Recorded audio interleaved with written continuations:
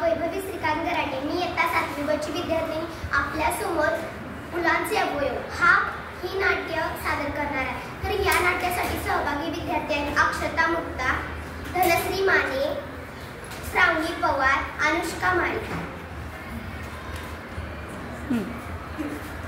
कर्णधार फुलाला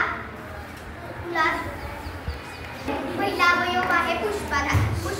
फुलाला लांब किंवा अपूर देठ असते।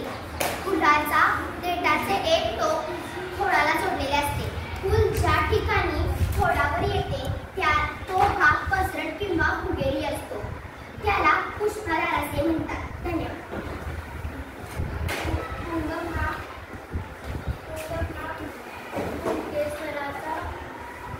भाग असून तो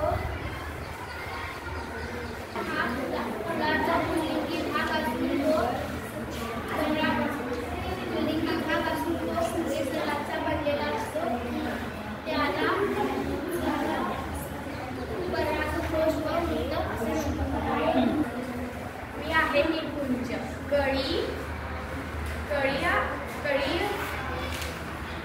निकुंज कळी अवस्था पाकळ्या हिरव्या रंगाच्या पानांमध्ये जमलेल्या असतात। रंगात जमले असतात हे अवयव म्हणजे निकुंज होय। तिसरा अवयव दलपुंज। दलपुंज पाकळ्यांनी जोडलेला असतो।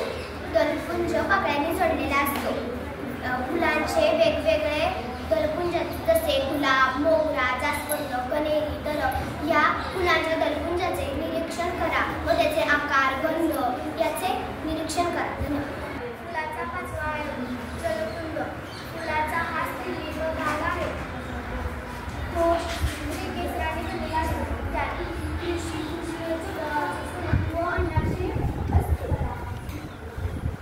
त्यात फुलाचा सहावा भाग आहे परिकोषण।